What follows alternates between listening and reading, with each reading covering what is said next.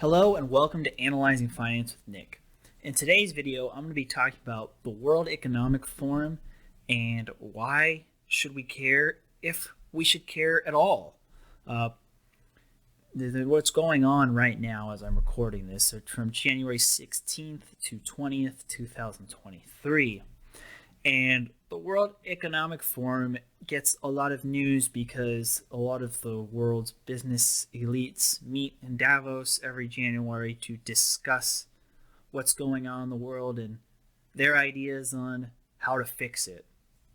So getting a lot of headlines lately, and especially since I did the iceberg level of part 5 where I covered the World Economic Forum, and I'm going to be probably repeating a lot of the same facts I did in that section in this video, that it's been the fodder of a lot of conspiracy theories and a lot of populist concern around not just the United States, but the developed world as a whole. And is it really that big of a scary boogeyman that we should be worried about? Or is it a non-event and you should move on with your life? My opinion really goes to the idea that the World Economic Forum really is not that significant. The World Economic Forum's theme this year is about having to deal with a fragmented world and quote-unquote cooperation in a fragmented world.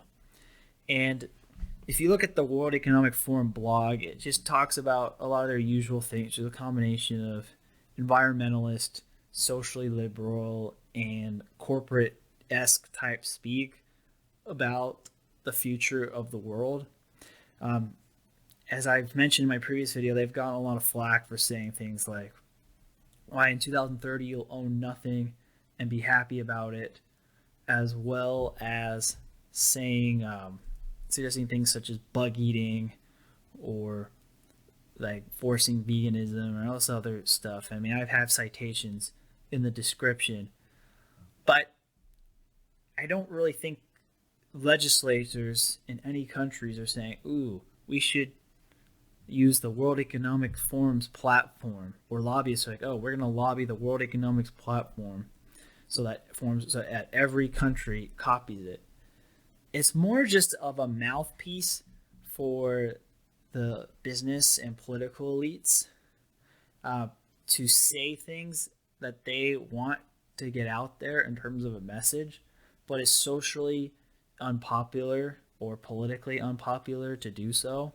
Like an example is, say if you are the prime minister of a struggling but developed market European country and your biggest issue is labor competitiveness.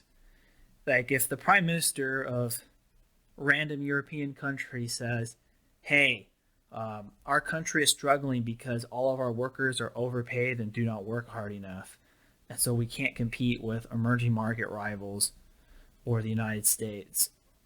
That prime minister will probably get a vote of confidence within 24 hours of saying that. And if it was a presidential election in a country like with that structure, would lose their election easily. Like Jimmy Carter tried to say about, oh, the solution is to inflation is for Americans to cut back. We spend too much without producing enough.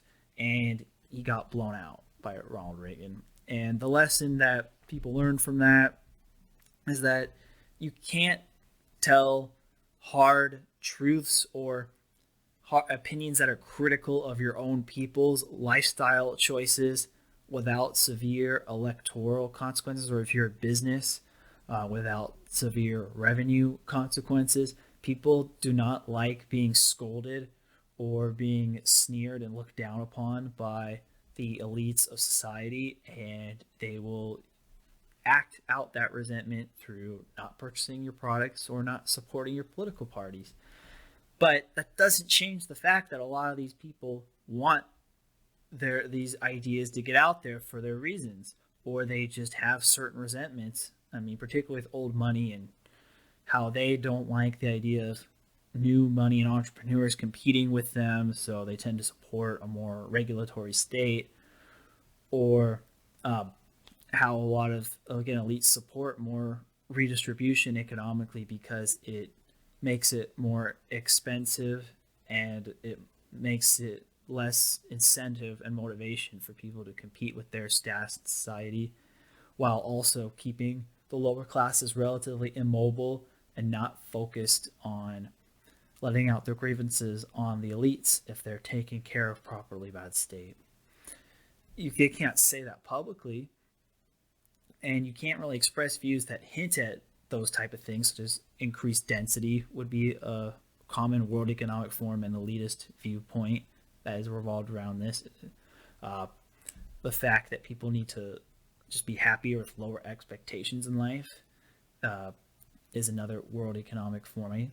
The idea of scarcity mentality and a scarcity society is a World Economic Forum type idea. A lot of these, again, the theme is a lot of these ideas are common with old money, but they can't come out and say it because of the scrutiny they would get. So instead, they hire the World Economic Forum to say these things for you. They're basically like the professional mouthpiece for people who do not want their names to be credited to certain ideas. So if you have like a semi-controversial idea or a semi-condescending or smug idea that you don't want your name tied to, you can have Klaus Schwab say it for you. He even has a supervillain style costume and appearance to fill the part. And that's really all I think they are.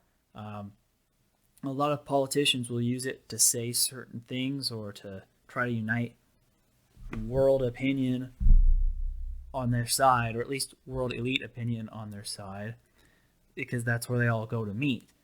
But for an investor perspective, I don't know any stocks, and I've been professionally in this industry for years, that have moved more than 2% on news related to the World Economic Forum. I haven't seen any market indexes or foreign currencies move based on what is going on at the World Economic Forum. And if the stock market and the currency markets and the bond markets of the world do not care about the World Economic Forum, you probably don't need to care about it either if you're an investor or an individual. If it's something that's borderline, like in the news, is like, does it matter? Or is the story still fresh? A good barometer really to check is, does the stock market or financial markets of any kind react to it? The stock market may not always react, but if there's a niche corner of the market, even if it's a single company who's moving based on the developments on it, it means it's something that's ongoing and real and has the effect to do real change. If the markets really just brush something off like they are at the World Economic Forum, it means it's just not material enough to care, and that's the bottom line. People who are stressed out about World Economic Forum related conspiracies, you could probably sleep better at night because, yeah, there are collective groups of people who have interests that probably oppose yours, which is where a lot of conspiracy theories come from, for the fact that that idea exists.